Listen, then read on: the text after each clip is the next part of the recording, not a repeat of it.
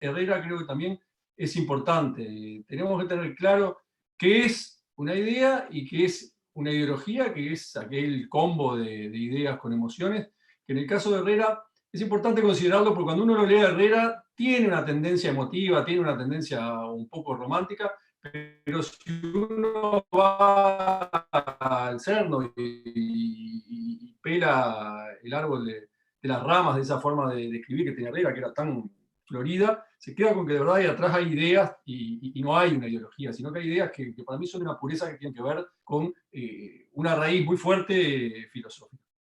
En eso entronca, yo creo que primero que nada, con lo que es la historia de nuestro partido. Nosotros tenemos un partido que por ir a grandes saltos, por lo que hablábamos del tiempo, arranca con Oribe, que nos pone ese eslogan que de alguna manera nos define a futuro, pero también nos marca filosóficamente como lo que somos, al decirnos defensores de las leyes, ¿verdad? Ahí nos sitúa en una posición en la que hoy, después de lo que hemos vivido durante los últimos 3 lustros, creo que todos somos conscientes de la importancia que tiene el Estado de Derecho, el rule of law, y el imperio de la ley como centro de esta forma de entender la vida. Saltamos a Aparicio, que es el último de nuestros grandes caudillos, que con su muerte abre paso a una democracia plena, plena de derechos, una democracia casi tal cual la que conocemos, porque por lo menos empieza a perder aquellas cuestiones negativas que también hacen a esa esencia que de alguna manera nos había marcado el fundador con lo de la defensa de las leyes, ¿verdad?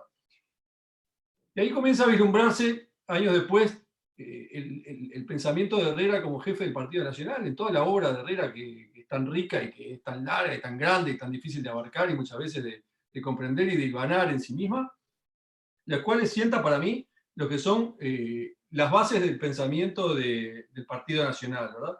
Una base de un pensamiento que tiene básicamente representación, obviamente que en este momento que estamos viviendo, pero que también tiene una significación importante a través de la persona del último gran caudillo de los tiempos modernos, que fue Wilson, ¿verdad? En cuanto a Wilson, encarnaba algunas cuestiones como cierto pragmatismo, la manera de entender la realidad, la forma de comunicación, que tienen muchas cosas, mucho que ver con esa impronta de Herrera. Una impronta de Herrera que me van a perdonar los organizadores que le han llamado a la conferencia, si no me equivoco, Herrerismo y Libertad. Yo optaría por denominarla Herrera y la libertad. ¿Y por qué les digo esto? Porque creo que en el momento en el que estamos viviendo está quedando de manifiesto que debemos separar el pensamiento de Herrera del herrerismo estrictamente. Si uno piensa en el pensamiento de Herrera como patrimonio únicamente del herrerismo, creo que lo circunscribe o le pone límites a un pensamiento que es muy rico y que tiene una importancia que va mucho más allá del propio herrerismo y del propio partido nacional. ¿Por qué? Porque el pensamiento de Herrera, de alguna manera, se convierte a lo largo del siglo XX y lo que va del siglo XXI en la columna vertebral sobre la que se constituye el cuerpo de ideas del Partido Nacional. Uno analiza el funcionamiento del Partido Nacional, como les decía recién, si quieren lo hacen en retrospectiva, de Wilson a Herrera, a Aparicio, a Oribe, y van a ver que hay una línea que de alguna manera es Herrera el que la sintetiza, es Herrera el que la ordena, y tiene una trascendencia muy fuerte, tanto dentro del Partido Nacional, como todos nosotros sabemos, pero también por fuera. ¿Dónde vemos esto? Porque ustedes me dicen, bueno, ¿de qué manera se manifiesta a grandes líneas este pensamiento de Herrera? Se manifiesta en el propio partido, en todas sus expresiones colectivas a lo largo de la historia. Se manifiesta hoy en la actividad o la actitud que toma el gobierno frente a distintas cuestiones, pero particularmente a la más grave y acuciante que enfrentamos, que es la pandemia, que se la enfrenta con una originalidad y con una forma de encararla que tiene muchísimo que ver con esta forma de entender la cosa política, que es típica del Partido Nacional, insisto, que es típica del Partido Nacional, porque el Partido Nacional de alguna manera está armado sobre esa estructura que deja el pensamiento de Herrera, ¿verdad? También sobre las juventudes. Yo que converso con muchos de ustedes de los diferentes sectores, no solamente de JBL, sino de los otros movimientos de jóvenes, me queda claro que muchos, incluso algunos que muchas veces podrían estar en las antípodas de los que hoy nos hospedan, tienen en su pensamiento, en su forma de razonar, en su manera de acercarse a los problemas, mucho de ese pensamiento herrerista que está claro en algunas cuestiones que para mí son básicas, como por ejemplo el rechazo a los dogmas, el rechazo a los determinismos, el rechazo a lo que hoy denominamos posverdad y sobre todo el rechazo a las agendas enlatadas que tanto y con tanta facilidad han comprado muchos movimientos políticos en el Uruguay, ¿verdad? Porque se ha dado con mucha facilidad que otros movimientos políticos hayan comprado estos enlatados que vienen. Creo que ahí es donde de alguna forma esto queda bien claro. Y queda claro cuando sintetizado en esas grandes líneas, vemos que la impronta del pensamiento de Herrera, que trasciende al herrerismo, como lo decía recién, con gente de diversos ámbitos, incluso fuera del Partido Nacional, está en el sentido de lo posible, en el sentido de lo que es justo, en la realidad nacional como materia prima verdadera, como materia prima única de cómo deben encararse la política, y en el pensamiento de que primero está la patria. Ustedes analícenlo a la luz de las circunstancias que hemos vivido y díganme si en el accionar de la coalición multicolor, porque ya no quisiera llamarle solamente de presidente de la República de los últimos tiempos, no encontramos en la manera de enfrentar a la pandemia un gran sentido de lo posible y lo justo, un profundo pragmatismo, la convicción de que la realidad nacional es lo que más importa para sacar las cosas adelante, y sobre todo un profundo sentido patriótico que nos ha llevado a tomar decisiones y medidas en el sentido que todos ustedes conocen. Esto se fundamenta en bases que yo entiendo que en el pensamiento de Herrera se ven muy claras. La primera, que tiene, y creo que Ignacio va a compartir esto conmigo, tiene una profunda raíz cristiana. Herrera está convencido de que la dignidad del individuo, la dignidad del hombre va primero que todo lo demás, ¿no? Y creo que es algo que uno lo infiere y lo ve también en forma expresa en los escritos de Herrera. Después un respeto de la individualidad, un respeto a la individualidad que no es el egoísmo, como muchas veces lo quieren vender desde tiendas voluntaristas. No estamos hablando del individualismo egoísta, del individualismo solidario. Si decimos que Herrera, de alguna manera, tiene una concepción cristiana de la dignidad necesaria que debe tener el hombre, es porque entiende a la individualidad como el ámbito de necesario respeto que se debe tener hacia el individuo y donde a la intimidad y donde el Estado no debe meterse, ¿verdad? Y con relación a eso viene una profunda ponderación de la libertad, porque donde hay libertad hay plenitud, y eso se entiende y se entiende claramente. Herrera nos advierte que tenemos que tener cuidado con los dogmatismos, y nos advierte también de la importancia que tiene el derecho natural. Cuando Herrera nos dice que para redactar una constitución primero se debe conocer bien el sentir y el ser de la nación, nos está diciendo que, bueno, ojo que esto que es positivo, si no tiene una relación con esto otro, que no es positivo, pero que es más importante, no hace pie. Y ahí nos marca una línea filosófica, yo creo que de las más importantes, ¿no? En el momento que toma cartas en contra del dogmatismo y además hace un pie en el derecho natural, yo creo que reafirma esa impronta que tiene nuestro partido desde su fundación. Es un pensamiento crítico el que Herrera nos muestra y es un pensamiento además muy pragmático, completamente pragmático, que de alguna manera se da en toda su obra, pero que para mí hay frases que son bien claras. Si me permiten, les voy a leer una que dice: al sofisma extranjero pedimos el remedio que debió dar el empirismo local. Piénsenlo en términos de pandemia. Al sofisma extranjero pedimos el remedio que debió dar el empirismo local. Porque el enamoramiento doctrinario, tiránico en todos los espíritus, no permitía prestar acatamiento a las preciosas enseñanzas prácticas del medio en que se desarrollaba nuestro drama. Bajar la vista de las nubes y fijarla en el suelo que se pisaba para evitarle al pie el contacto de guijarros y espinas hubiera importado apostasía. Díganme ustedes cuántas reflexiones trae esto en el presente, ¿verdad? Cuando tenemos en este momento un gobierno que, por suerte, ha seguido estos lineamientos y ha logrado enfrentar la pandemia pensando con independencia técnica, con independencia científica, con independencia de modas, y no siguiendo las recetas que muchos pretendían que se aplicaran, replicando recetas que en el resto del mundo conocíamos defectuosas o conocíamos fallidas. Yo creo que la gran reflexión que nos deja, y para ir redondeando porque estoy en el tiempo, que nos deja Herrera, es que a través de su pensamiento, que sin duda estructura una línea intelectual que es muy cara para el Partido Nacional todo, por eso me gusta hablar del pensamiento de Herrera y no del pensamiento herrerista, porque creo que es una manera de abarcar. Creo que nos lleva a pensar en la libertad, y me parece que la conclusión más importante que tenemos que sacar en estos momentos, sobre todo por lo que nos toca vivir y lo que nos toca padecer en estos tiempos, es que la libertad, contra lo que muchos creen, no es negociable. La libertad no es un bien de cambio. Uno no puede negociar libertad a cambio de mayores seguridades o de otros valores de ningún tipo, porque uno al final, lo dice la historia, lo dicen los ejemplos extranjeros, termina perdiendo todo, termina perdiendo la libertad y la seguridad o la mayor igualdad o lo que sea que te ofrezcan a cambio de libertad. Entonces, no podemos caer en esas facilidades y en esos razonamientos sencillos. Herrera nos enseñó que ante todo el pragmatismo, ante todo el sentido de lo posible y el sentido de lo justo, y con la materia prima que nos brinda nuestra realidad nacional, que es bastante rica y que por suerte nos ha dado bastante, y nos ha dado bastante como para estar parados donde estamos, que estamos viviendo un momento difícil, queda mucho por hacer y muchos compatriotas padeciendo circunstancias que lamentablemente esta pandemia las han hecho muy duras, pero que si miramos el barrio y miramos el entorno en general, nos ponen en un lugar de privilegio. Voy dejando por acá la palabra al jefe, toda suya. Cuando manden. Buenas, bueno, ahora vamos a seguir con Ignacio de Posadas. Les voy diciendo que pueden ir dejando sus preguntas en el chat.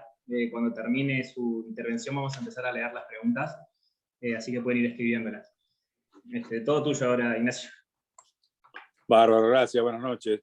Inevitablemente, algunos de los comentarios míos se solaparán con los que hizo Tomás. Para ambientar un poco la charla, creo que está bueno recordar un poco a Herrera en el sentido de que fue un tipo muy especial, ¿no? Casi único, por lo menos en la historia del Uruguay. Para empezar, tuvo un espectro en su vida increíblemente versátil. Herrera fue revolucionario, fue abogado, fue doctor, que en aquella época quería decir todavía algo más que abogado, quería decir cajetilla, urbano y demás. Fue soldado en la Guerra del Chaco, fue historiador, fue escritor, fue diplomático, fue legislador, fue gobernante, y después, claro, por encima de todas las cosas, fue político, y no político ahí nomás. Herrera fue un caudillo de masas, que es un fenómeno poco común, ¿no? Esas diferentes actividades, que además en medios muy diversos, vivió en la Argentina, en el Canadá, pasó mucho tiempo en Europa, qué sé yo, eso lo puso en contacto con una serie de situaciones, de ideas y de personas muy variadas, de las cuales fue sacando una experiencia muy rica. Fue además un hombre muy longevo, 86 años de vida, muchos años, pero además una etapa o un lapso de tiempo en la historia del Uruguay y del mundo también muy rico, ¿no? 2 guerras mundiales, dictaduras, revoluciones, avances tecnológicos en las comunicaciones, en infraestructura, en medicina, en economía y demás. Cambió mucho el mundo a lo largo de la vida de Herrera. Fueron además, fue la etapa de las grandes ideologías del siglo XX, ¿no? Del fascismo, del nazismo, del comunismo. Todo eso Herrera lo vivió, y lo vivió muy de cerca. Herrera fue también un espíritu muy, muy inquieto y muy intenso. Intenso como lector, intenso como estudioso, como investigador y como hombre de acción, ¿no? En la política y más allá de la política, ¿no? Herrera fue, un poco como yo decía, por un lado doctor, urbano, nacido en Montevideo y demás, pero por otro lado desarrolló una afinidad, una vivencia muy próxima con el campo, con todo lo que hace a la vida rural y a una mística muy especial. Es decir, hay decenas de facetas, digamos, de Herrera. Y entonces no es raro encontrar en el pensamiento de Herrera antinomias y capaz que también contradicciones, aunque no todas de fondo, algunas son quizás más aparentes que reales. Algunos ejemplos rápidos. Herrera fue un revolucionario en el 97, 94, pero a la vez fue un hombre de orden, de profundo orden. Acá no hay una contradicción de fondo, y esto es importante.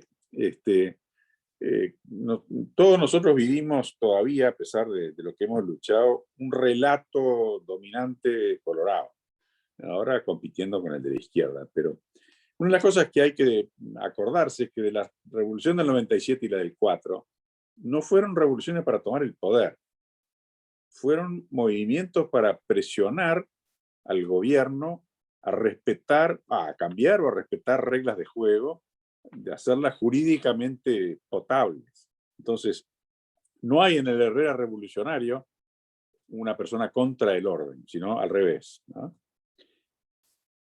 En segundo lugar, Herrera fue toda su vida un ferviente nacionalista y al mismo tiempo defendió la misión Ponsonby, en ese rol en la gestación del Uruguay.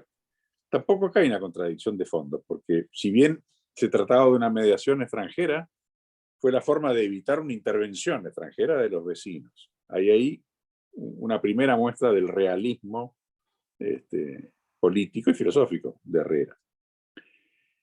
3.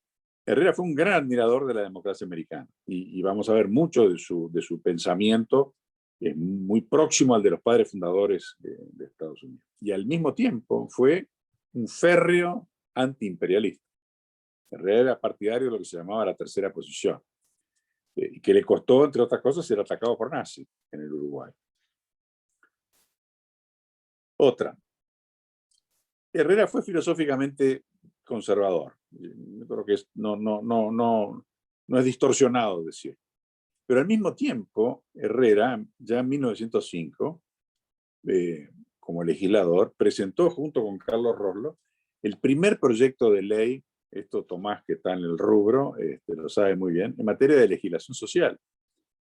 Mucho tiempo antes de las iniciativas coloradas y ballistas. Proyecto de ley que tenía todos los grandes temas en materia laboral: la protección al trabajador, protección a la vejez, arbitraje para los conflictos, 8 horas, mejorar el salario de la mujer, reconocer el derecho de huelga, la personería jurídica de los sindicatos, todos los temas, la negociación tripartita, increíblemente, en aquella época, ¿no? Todos los temas básicos en materia laboral, proveniendo de un hombre que él mismo se llamaba conservador, ¿no? Decía que este era el ideal cristiano que manda a ayudarse unos a otros. O sea, hay que tener presente este telón de fondo cuando uno empieza a internarse en el pensamiento político de Herrera. Como dijo Tomás, tiene raíces en el liberalismo clásico anglosajón, en Locke, de donde se nutrieron también los padres fundadores, y más adelante en Burke, que fue liberal, conservador, fuerte crítico de la Revolución Francesa, como lo fue Herrera, y muy favorable a la Revolución Americana, un personaje muy interesante de la política británica. Yendo ya al pensamiento, para no demorarme mucho, el pensamiento de Herrera tiene como una serie de pilares, una estructura basada en una serie de pilares. La primera, lo que mencionó Tomás repetidas veces, que es el principio de la realidad, entendido además como oposición a construcciones teóricas. Esto es una cosa en Herrera muy prevalente y que nutre otras ramas de su pensamiento. Es la razón por oposición a la voluntad. Es el anti-Rousseau. ¿Ah?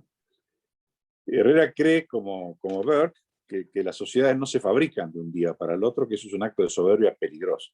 Las sociedades son fruto de su historia, que va creciendo, y no deben renegar de la historia. Podrán mejorarla, pero nunca renegar de ella y nunca creerse dotados de la potestad de tirar todo por la basura y empezar de vuelta, ¿no? Por supuesto, la libertad en Herrera es uno de los pilares centrales. Libertad entendida primero, como la entendía Locke, como tolerancia. Es interesante, Herrera se define a sí mismo como un sereno liberal. Una expresión muy linda. La reivindicación de la libertad fue obviamente tema central en la vida de Herrera, pero que además tuvo como etapa, como una evolución según las realidades que Herrera fue, digamos, enfrentando a lo largo de su vida. La primera etapa, la de su juventud, fue la lucha del partido por la libertad política y la defensa de las minorías. Ahí es la libertad como elemento necesario para llegar a la democracia que el país no tenía. Esa es la revolución del 97 y la revolución del 4. Conseguida esa etapa, la segunda es la de la libertad en la democracia, en el ejercicio de la democracia. Acá Herrera, otra vez, participa del concepto anglosajón de liberty within the law. Esto es la libertad dentro del orden, no de cualquier orden. La libertad dentro del orden natural, que es lo que también mencionaba Tomás. Esto es un elemento, toda para discutir mucho, y son las cosas que se ha ido perdiendo en el Uruguay, que es el concepto, la convicción de que el orden jurídico positivo no puede ser inventado, tiene que responder a un orden jurídico natural. Esto en Herrera lo tenía clarísimo, ¿no? La tercera faceta, digamos, de la libertad en Herrera, que es muy importante y yo creo que es hipervigente hoy, es la lucha de Herrera contra los relatos hegemónicos. Básicamente dos en el caso de tres, si se quiere. Una contra el relato hegemónico francés, que el libro ese de la Revolución Francesa de América es de los mejores de Herrera. Más cerca de casa, la lucha contra el relato hegemónico de Sarmiento contra el gaucho, contra lo que era el interior de la Argentina y demás. Y después la gran batalla de Herrera de toda su vida contra el relato hegemónico colorado-vallista, ¿no? Que hoy se da en la herencia, o como quieran ustedes llamarlo, o en la sustracción que hizo el Frente de buena parte de la cultura vallista. Hoy tenemos un relato hegemónico frentista, contra el cual, si viviera Herrera, estaría luchando a brazo partido, y nosotros debemos hacerlo, ¿no? Eso va muy en la línea, también lo dijo Tomás, de la postura radicalmente contraria de Herrera a los dogmatismos ideológicos, sobre todo a los importados, que todavía son importados, ¿eh? Ahora no vienen tan importados de Francia y un poco de Italia como en la época de los colorados y del vallismo, pero vienen importados. De otro lado, pues siguen siendo. Herrera fue un opositor frontal a los fanatismos religiosos, pero también a lo que él llamaba el jacobinismo, los fanatismos antirreligiosos, el laicismo, bueno, tal como todavía se vive en el Uruguay. Es interesante analizar la relación de Herrera con la religión. Herrera fue formado en el anglicanismo. Herrera votó la ley de divorcio, votó la ley de separación de la Iglesia y del Estado. También eso evitaba la expropiación de los bienes de la Iglesia que quería el Partido Colorado. Pero fue además un defensor de la religión desde un punto de vista filosófico y político, no de fe. Fue un defensor de la religión como factor importantísimo en la convivencia democrática. Citándolo, Herrera dice: yo soy un conservador respetuoso de todos los derechos. Y dice: el tesoro cívico y moral de una nación se constituye con la síntesis de todas las convicciones y de todos los amores sinceros, vinieran de donde vinieran. Herrera consideraba la espiritualidad como un factor esencial en el desarrollo del ser humano y de la convivencia democrática. Y hace una denuncia muy, muy dura contra los ataques antirreligiosos que había en su época, ¿no? En ese idioma que tenía él dice: en boga la intransigencia estéril, el jacobinismo prestado, nos va enseñando a llevar cargas inclementes contra el ideal ajeno, a apedrear los templos, a ironizar las plegarias de sus fieles, a exigir el destierro de los cristos, que son símbolos de misericordia. Es decir, es digamos, la justificación de la religión más allá de la fe propia, ¿no? Él en eso siguió también la línea anglosajona, que no era la del laicismo excluyente como la nuestra, sino la del pluralismo, ¿no? No era la del jacobinismo extremo que llamaba Herrera, sino el pluralismo y la tolerancia.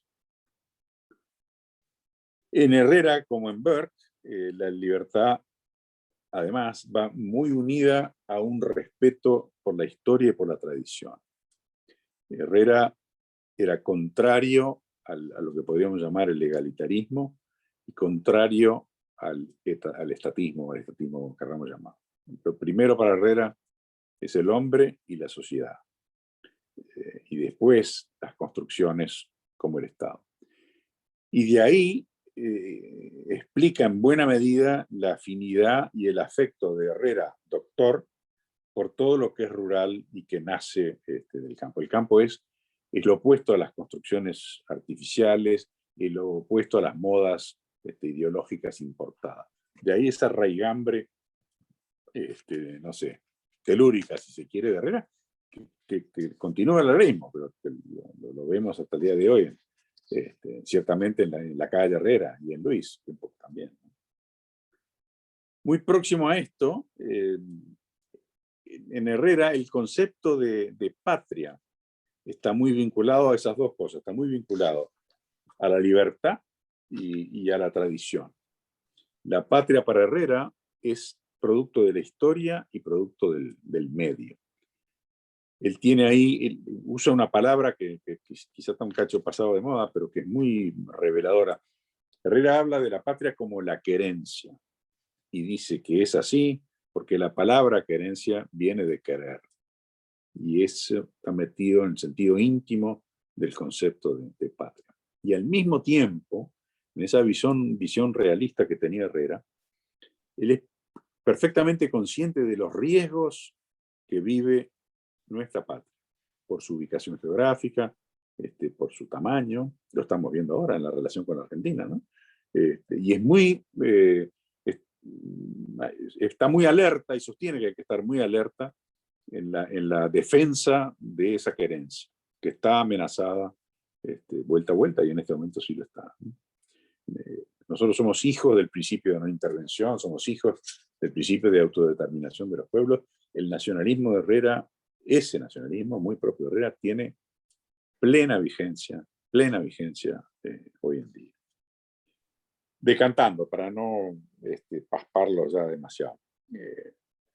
Se puede con esto hacer un ejercicio de investigación histórica, no está mal, pero bueno, entonces sería algo pasivo y acotado.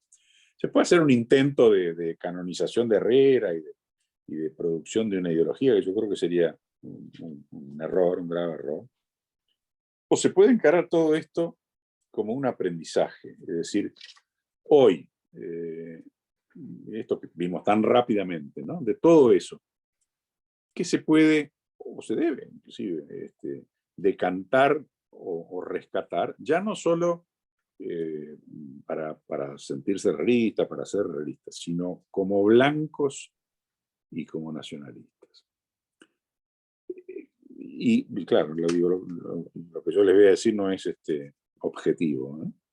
Pero la suerte del Uruguay se juega no necesariamente en la política, sino en el contenido cultural que tiene nuestra política.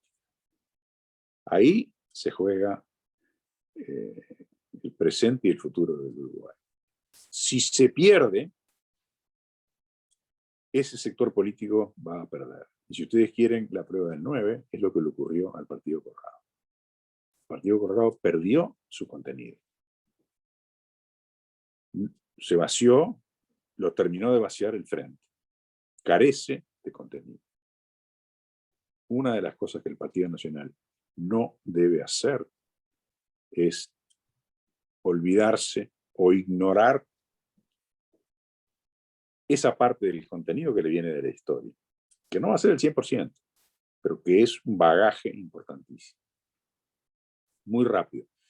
Yo rescato los siguientes valores herreristas como parte del contenido que el Partido Nacional, y más que el Partido Nacional, los jóvenes del Partido Nacional, deberían reflexionar y adoptar. Probablemente ya lo hayan hecho. La primera gran lección para mí de Herrera es hacer política como vocación de servicio. Con pasión, pero también con contenido. Observando la realidad, estudiándola, para sobre eso cimentar la acción. No solo moverse, no solo hablar, no solo salir a gritar. Y con una profunda vocación de servicio. Muy vinculado a eso, bueno, lo que hablamos tanto Tomás como yo, es decir, enraizar la acción política en la razón, sin delirios ideológicos, con el foco puesto en el hombre y en la sociedad, antes que en el Estado y en las estructuras. En el desarrollo del ser humano, basado en la libertad como elemento fundamental. Dentro de una democracia que sea respetuosa de la ley y tolerante, donde no haya hegemonías, donde no haya verdades absolutas y excluyentes. Tercero, una noción, pasión de patria, concebida en ese sentido del que tenía Herrera, de querencia, por un lado, y alertas a los riesgos que nuestra patria tuvo y los que tiene hoy en día. Ese sentido del nacionalismo no como algo excluyente, no como un sentido de superioridad, sino como querencia, una querencia a cuidar que suele estar amenazada. Y ese amor a la patria se nutre y se enraiza en un respeto por la historia y por la tradición.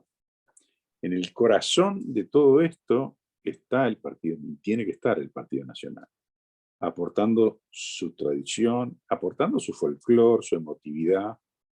Nunca hay que olvidarse de estas cosas y mucho menos avergonzarse de ellas. Lo opuesto, lo que nosotros tenemos que enfrentar, son los voluntarismos teóricos, con fórmulas generalmente importadas, que quieren imponer modelos a golpes de leyes y de decretos, con ese síndrome del creacionismo y con un desprecio muy grande por la historia y por la libertad del ser humano. Son los que saben más que todos nosotros qué es lo que nosotros tenemos que hacer. Son los únicos que saben lo que todos tenemos que hacer, ¿no? Contra eso hay que preservar la rebeldía de Herrera y pelear contra eso.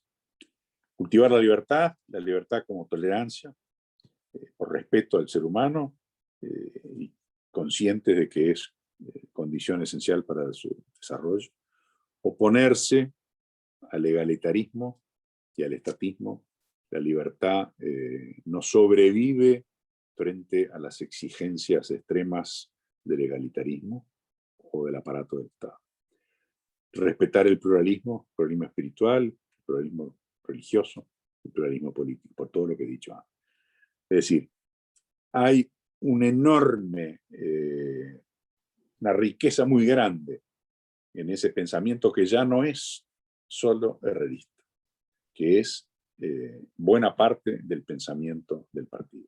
Lo mencionó Tomás, yo no arranqué, pero digo, cuando volví al Uruguay, empecé a hacer actividad política en Por la Patria y estuve bastante cerca de Wilson y lo conocí. Y Wilson, con sus virtudes y sus efectos y todo lo demás, tuvo entre una de sus virtudes el haber percibido, intuido, entendido y apreciado en buena medida Herrera. Wilson venía del nacionalismo independiente, venía de la otra punta, lejísimo del partido. Y incorporó muy rápidamente algunos de esos valores de Herrera que hemos mencionado acá. O sea que no es solo un tema de herrerismo o un patrimonio excluyente, es un tema de todo el partido y de los jóvenes más que más. Gracias. Bueno, muchísimas gracias, Ignacio, por tu intervención. Ahora, si les parece, vamos a ir pasando a la parte de preguntas. que va haciendo la gente.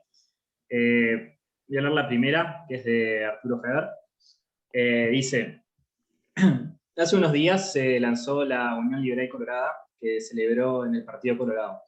En su lanzamiento, el presidente Sanguinetti dijo que históricamente ellos fueron los liberales y nosotros nacionalistas. Herrera, sin duda, y por suerte, fue nacionalista, pero sin embargo también fue expresión del liberalismo. La pregunta es, ¿se opone el nacionalismo y el liberalismo? A ver, ¿para quién va la pelota? Sean libres de contestar los dos. No hay un solo liberalismo, y además tampoco hay un copyright del término liberal. Cuando Sanguinetti habla de liberalismo, habla de una cosa que tiene elementos muy distintos, pero muy distintos, al liberalismo, bueno, del que yo más o menos participo y Tomás y demás. Es decir, cuando Sanguinetti habla de liberalismo, está hablando precisamente de una ideología muy marcada por las teorías de la Revolución Francesa, por el voluntarismo de la Revolución Francesa, y muy marcado por el anticlericalismo francés e italiano. ¿Ah? Es el liberalismo en buena medida de los masones. Es otra cosa completamente distinta. ¿No? Él cuando dice nosotros somos los primeros liberales, está diciendo somos los primeros europeístas, somos los que trajimos las ideas de avanzada de Europa y demás. ¿No? Es un refrito de la época de Valle Viejo, contra lo cual precisamente Herrera se puso de punta. Herrera lo que dice es eso no es liberalismo, el verdadero liberalismo es anterior a la Revolución Francesa, es el nacido de la Revolución primero británica, después americana, es el liberalismo de la tolerancia, es el liberalismo de la razón, es el liberalismo de la libertad, no de la libertad a lo Rousseau, que dice, acá hay que cumplir la voluntad general. ¿Cuál es la voluntad general? Es la mía. Ese es el liberalismo de Sanguinetti. Y lo que le pasó al Partido Colorado justamente es que cuando se cayó, esto simplificando un poco, pero cuando se cayó el muro de Berlín, en el fondo que nosotros creímos que, bueno, que era la prueba del 9, del fracaso y el desastre del socialismo real, se acabó, nunca más, derrotado para toda la vida. En el fondo lo que ocurrió es que a los socialistas le sacaron de encima el peso de Marx, Lenin, Stalin y compañía. Y todas esas cosas que eran disparatadas. La dialéctica, la plusvalía, el determinismo, todas esas cosas, no tuvieron que defenderlo más.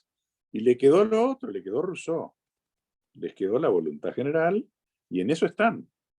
¿Ah? Y con eso le vaciaron de contenido al Partido Colorado.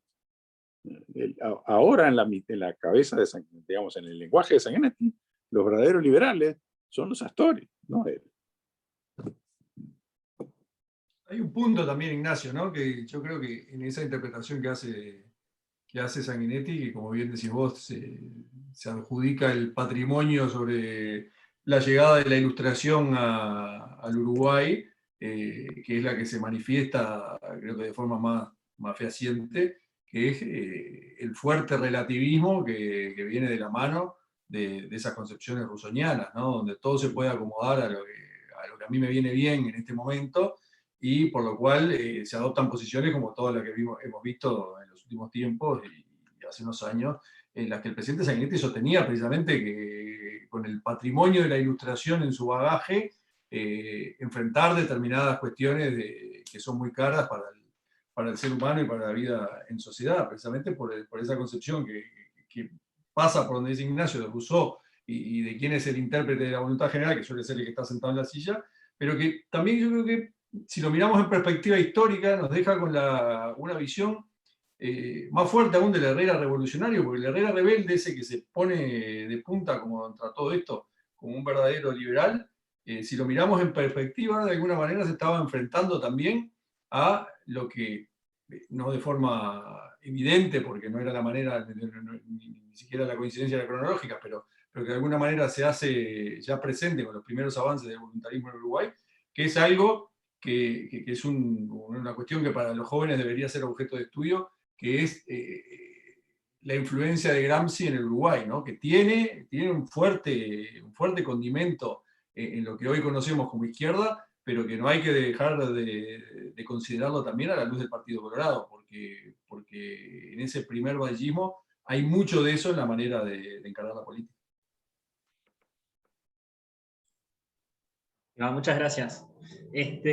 Voy a hacer una pregunta que hace...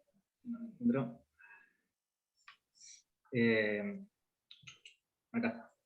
Acá preguntan, ¿qué opina que puede pasar con la coalición de cara a buscar una continuidad en el gobierno? ¿Y qué candidato ve que podría mantener el barco unido para confrontar al frente en las próximas elecciones? Esta también es para los dos. Dale, Yo que paso. fácil, Tomás. Tirate al agua, Tomás, que fácil. Yo paso. No sabe, no contesta. A ver, una,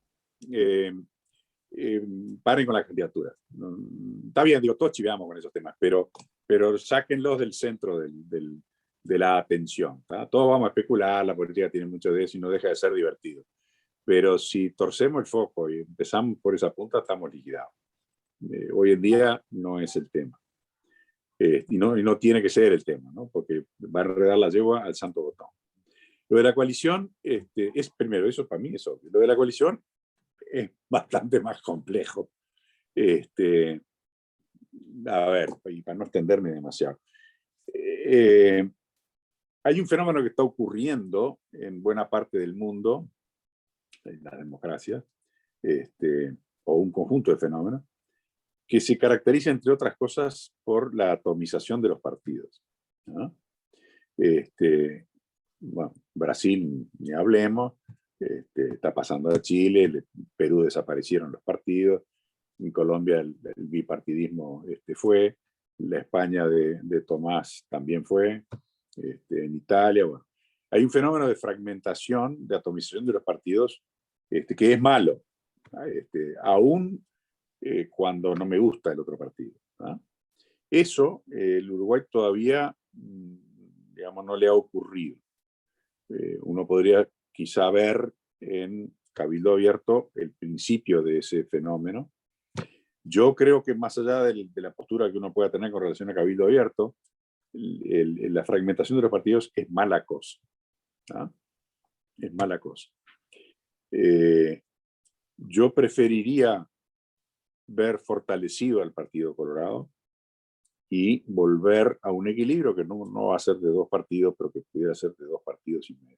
Creo que para el Uruguay eso es mejor. Eso es lo que yo prefiero. Ahora, está difícil, ¿no?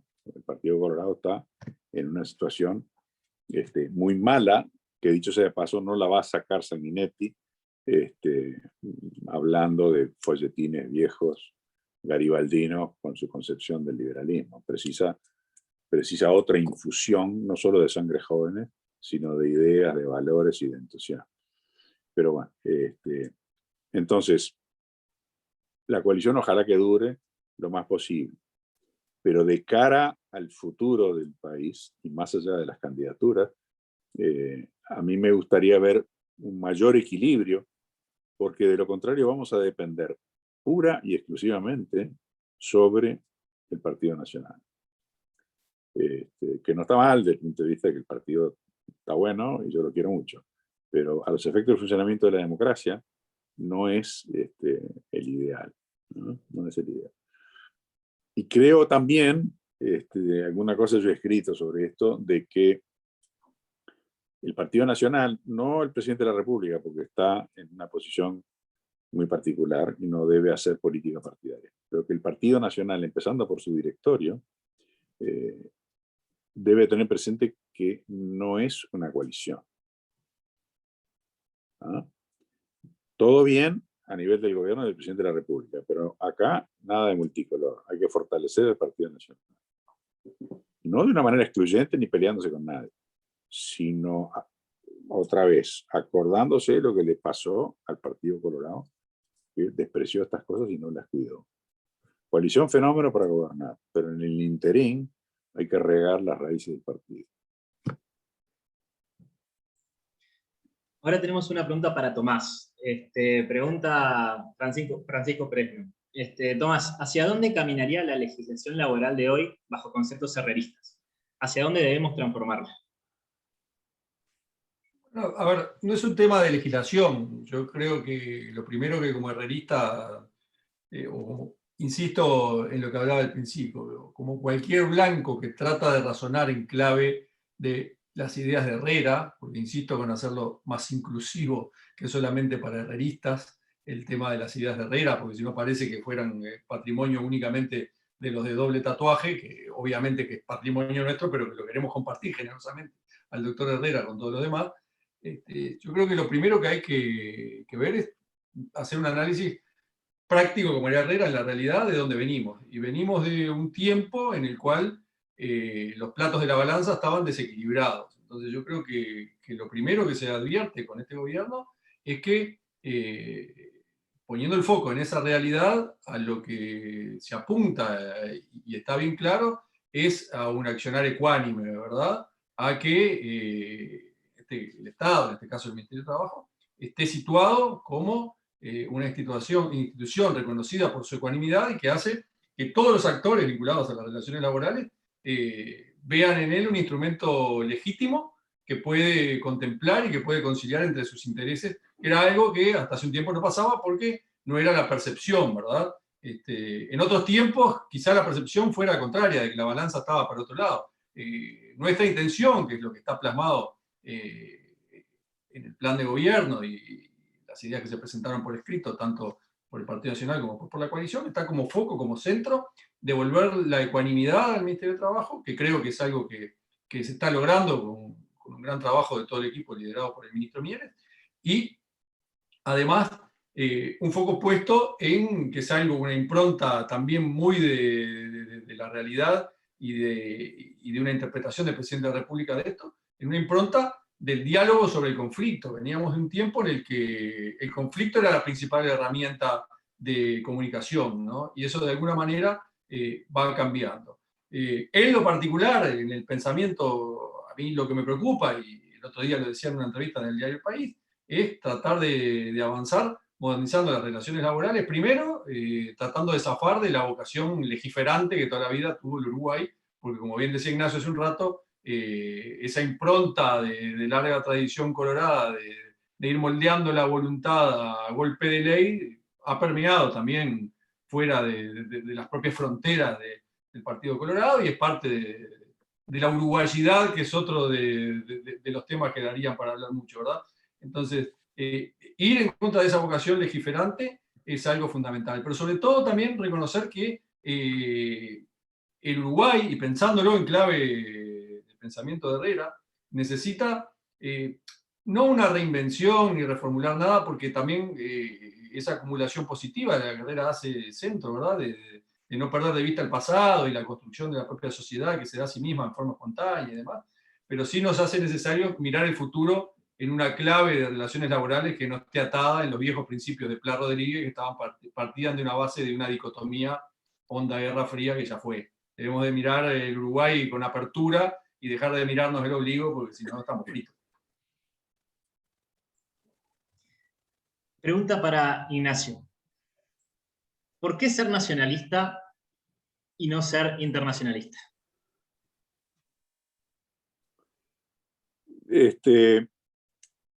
Bueno, si hacemos pie en Herrera, Herrera nunca vivió una antinomia.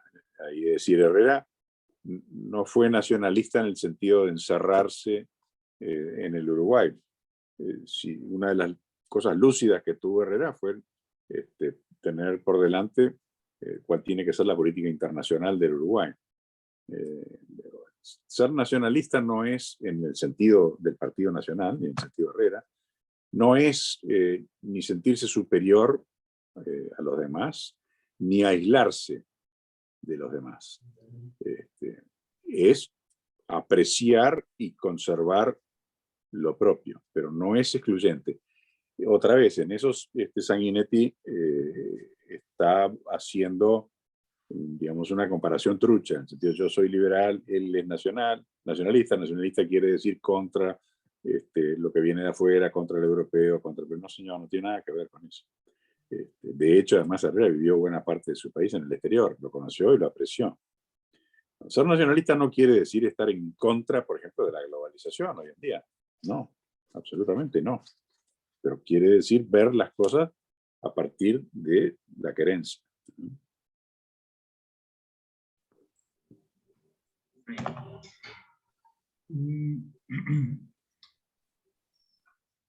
Tengo una pregunta. A ver. Acá, una pregunta para los dos. ¿Qué se puede decir respecto al hispanismo de Herrera y su concepto de Iberoamérica? ¿Cómo creen que deben entender los blancos esos legados en el contexto actual? A ver, Gallego. Bueno, yo creo que Herrera, a ver, hacía una mezcla un poco estrambótica entre los padres fundadores y algunas cuestiones, para mí, las más entrañables de la mejor España, ¿no? Por hablar de una sola, que eso ya de por sí encierra un montón de contradicciones. Pero creo que Herrera hacía pie ahí, hacía un buen entrevero entre los padres fundadores, eso que dice Ignacio, de una fuerte presencia del pensamiento de Locke, y lo mejor de la España, que raramente, porque no tiene mucha coincidencia con el anglicanismo de Herrera, que tiene que ver con esos principios o esos valores que son intrínsecos a aquella España de la que muchos añoramos y que a veces creemos que ya no existe, que era la que tenía que ver con el honor, la que tenía que ver con el valor, la que tenía que ver con el compromiso con las causas justas y con las causas que eran importantes para la sociedad, ¿no? Después caer en un hispanismo vinculado ya a la parte cultural y a las referencias, yo creo que es un poco intrascendente porque más allá del pensamiento de Ortega y de Unamuno, que puede ser que en Herrera se vean algunos elementos, algunas consecuencias, sobre todo por el tema del valor que le otorga a la realidad, ¿verdad? Yo creo que no hay, que yo me acuerdo, no sé Ignacio si a vos se te ocurre alguna, pero no veo una profundidad en ese sentido, más que en el reconocimiento de España como lo que es parte de lo que hablábamos hace un rato, y también Ignacio hacía referencia, de que las sociedades no pueden renegar de su pasado, y nosotros no podemos renegar del hecho de que alguna vez fuimos España. Entonces, yo creo que cuando Herrera razona y pone todo eso en la coctelera, lo que termina de sacar es esa conclusión por la cual uno no puede dejar de despojarse. Y no puede dejar de despojarse, yo creo que ahí es donde viene de alguna manera el cimbronazo, que se razona en el momento en el que se rechaza lo que viene de España, tratando de alguna manera de abonar esa patética leyenda negra de que todo lo mejor estaba del Pirineo para arriba, ¿no? No sé, Ignacio, vos cómo la ves, pero... Me parece que hoy en día no es, digamos, la disparidad o como se le quiera llamar, no es un relato hegemónico que tenga relevancia en el Uruguay contra el cual uno debe precaverse o prevenir. Yo creo que los relatos hegemónicos están viniendo por otro lado, por otras ideologías y después por algo sí que está muy prevalente, que es el posmodernismo y todo lo que tiene de relativismo que va junto, ¿no? Por ahí están los relatos hegemónicos peligrosos para la patria, ¿no? Diría Herrera. Bueno, vamos a ir pasando a las últimas preguntas que están llegando. La siguiente que voy a leer es de Felipe Durán. Pregunta si ven al globalismo como una amenaza para el Uruguay. ¿A quién, perdón? Si ven al globalismo como amenaza para el Uruguay. Mira, la globalidad es un hecho, o sea, no está en las cartas la posibilidad de negarte a ella o de cerrarte a ella. Eso es lo primero. Después podemos avanzar a ver qué tiene de bueno y qué no tiene de bueno. Pero digamos, querer hacer, por ejemplo, lo que está haciendo la Argentina, que es volver a una suerte de autarquía, eso no es posible. No da para discutir, sí, no es posible. Aceptado eso, aceptado de que la globalidad entonces forma parte del paisaje, digamos, obligatorio, hay que ver ¿sí? qué es lo que tiene de bueno y qué no, y qué podés hacer frente a lo que no tiene de bueno. Del punto de vista, si se quiere, más económico, la globalidad, y hablando muy rápidamente, ha sido muy favorable económicamente a países relativamente más pobres que tenían condiciones de producción atractivas, y ha sido relativamente negativo a países ricos con rigideces laborales. Es decir, ha sido fenómeno para China, Vietnam, India, Canadá, y ha sido muy malo para el Midwest americano, para ponerlo en forma simplista. ¿Ah? ¿Qué quiere decir eso para nosotros? Quiere decir que nosotros no vamos a poder hacer pie en este mundo si vamos por el camino que ya estamos, del Midwest americano. ¿Ah? Ejemplo, ¿no? Si nosotros creemos de que vamos a poder mantener un sistema de seguridad social como el que tenemos, un entramado de regulaciones laborales como la que tenemos, un entramado de regulaciones estatales como la que tenemos, el peso del Estado y qué sé yo, vamos a marchar al horno. Nos gustará, no nos gustará, pero va a ser así, ¿no? Entonces ahí hay una realidad que exige de adaptación, que todavía nosotros lo estamos haciendo muy poco, ¿no? Muy poco. ¿Eso es bueno o es malo? Va a ser bueno para algunos y va a ser malo para otros, ¿no? Va a ser bueno para los que consigan adaptarse, va a ser malo para otros. ¿Es justo o injusto? Bueno, depende de cómo lo maneje cada país, ¿no? Si los países lo manejan de una manera virtuosa, es decir, aquellos que se aprovechan de las ventajas de la globalización, utilizan esa ventaja para el mejoramiento de su sociedad, es bueno. Si lo hacen para meterse la guita en los bolsillos de algunos, es malo, ¿no? Ahora, lo que no va a andar, ni lo hizo andar Trump, ni lo va a hacer andar Alberto Fernández, es vivir a contracorriente de eso. Y el Uruguay menos, mucho menos. Ahí, otra vez, el voluntarismo que está teniendo la izquierda en esto es suicida, ¿no?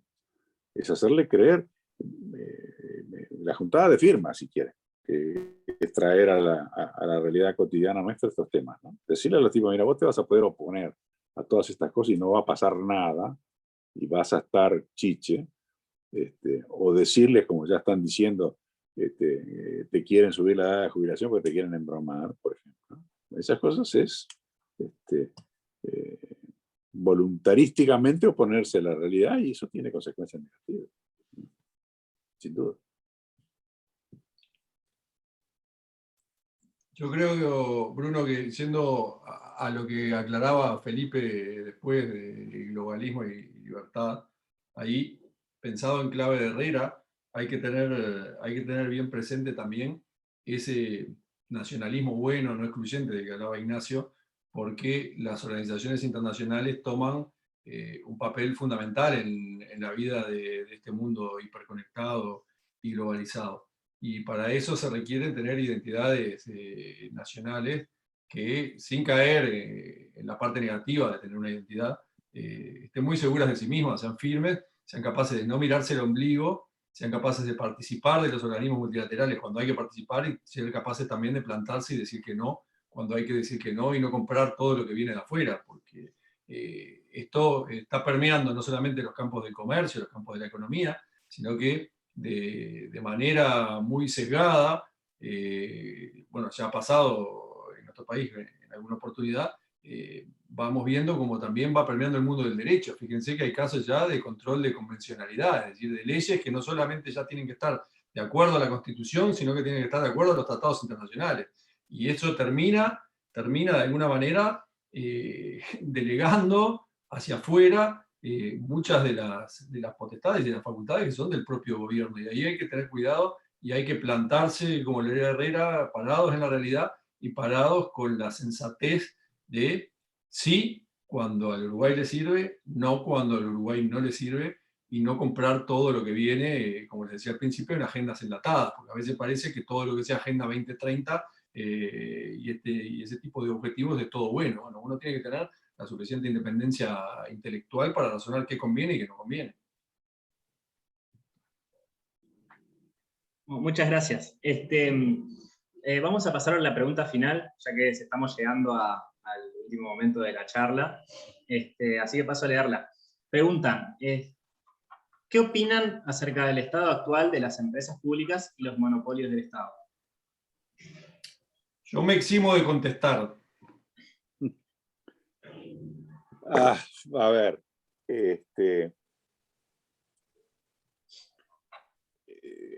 me parece que para tratar de hacer algo útil, hay una parte de la discusión de todo esto bueno, que hay que resignarla. Es decir, no estamos para presentar la ley de empresas públicas hoy, que yo creo que era buena y que hubiera mejorado mucho al país, pero no, la realidad hoy no lo permite. Entonces, sostener de que el Uruguay estaría mejor sin monopolios estatales y aún sin empresas estatales no monopólicas, que yo creo que es así, es una discusión inútil hoy en día porque no vamos a ir a ningún lado con eso. Entonces yo creo que lo que hay que hacer es tratar de encarar la estructura básica de esta realidad para tratar de mejorar, ¿no? Que no es por el camino de la privatización, porque no va a andar. Desgraciadamente no va a andar. De paso digo que el Frente fue un gran privatizador, ¿no? Si nosotros hubiéramos creado unas 30 sociedades anónimas para actividades públicas, como hizo el Frente, nos hubieran prendido fuego por los 4 costados. Pero bueno, eso es otra historia. Entonces, creo sí que hay que tratar de ver de qué manera se pueden